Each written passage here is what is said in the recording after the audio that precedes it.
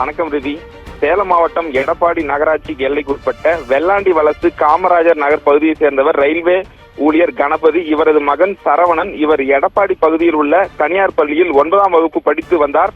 இந்த நிலையில் அதே பகுதியில் வெள்ளாண்டி வலசு பகுதியை சேர்ந்த அழகரசன் மகன் கந்தகுரு இருவரும் அதே பள்ளியில் 9ஆம் வகுப்பு படித்து வந்த நிலையில் கடந்த திங்கட்கிழமை மாலை பள்ளி முடிந்து பள்ளியின் பேருந்தில் சரவணனும் கந்தகுருவும் வீட்டுக்கு திரும்பினர். அப்பொழுது வெள்ளாண்டி வலசு பகுதியில் பேருந்து வந்த பொழுது வாகனத்திற்கு உள்ளே மாணவர்கள் இருவருக்கும் ஜன்னல் ஓரத்தில் இருக்கை பிடிப்பதில் வாய் தகராறு ஏற்பட்டதாக கூறப்படுகிறது.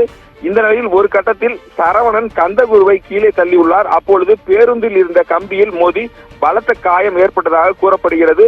இந்த நிலையில் நிலை குளிந்த கந்தகுரு மயங்கி விழுந்த நிலையில் சக மாணவர்கள் அவரை மீட்டு எடப்பாடி தனியார் மருத்துவமனையில் சிகிச்சைக்காக அனுமதித்தனர். அவரது உடல்நிலை மோசமான நிலையில் அவரை மேல் சிகிச்சைக்காக சேலத்தில் உள்ள தனியார் மருத்துவமனைக்கு அனுப்பி வைத்தனர். அங்கு மாணவன் சிகிச்சை பெற்று வந்த நிலையில் இன்று காலை கந்தகுரு சிகிச்சை பலனின்றி உயிரிழந்தார். இது குறித்து மாணவனின் பெற்றோர் அளித்த புகாரின் பேரில் வழக்கு பதிவு செய்து எடப்பாடி போலீசார் சம்பந்தப்பட்ட மாணவனை காவல் நிலையம் அழைத்து வந்து விசாரணை மேற்கொண்டு வருகின்றனர். மேலும் சம்பந்தப்பட்ட பள்ளியில் நுழைவாயிலில் 50க்கும் மேற்பட்ட காவல்துறையினர் கூடுதலாக குவிக்கப்பட்டு பாதுகாப்பு பணியில் ஈடுபட்டு உள்ளனர்.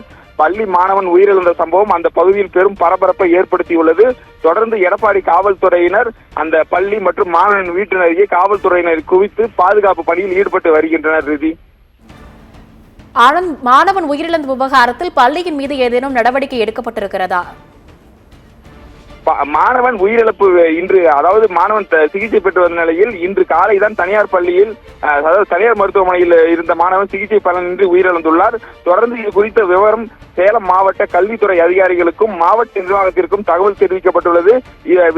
தொடர்ந்து சிஇஓ தலைமையிலான குழுவினர் விசாரணை மேற்கொண்டு வருகின்றனர். ரிதி, சேலம் அருகே பள்ளி பேருந்தில் இடம் பிடிப்பதில் தகராறின் போது மாணவர்களுக்குள் ஏற்பட்ட மோதலில் ஒரு மாணவன் உயிரிழந்த சம்பவம் சோகத்தை ஏற்படுத்தியிருக்கிறது.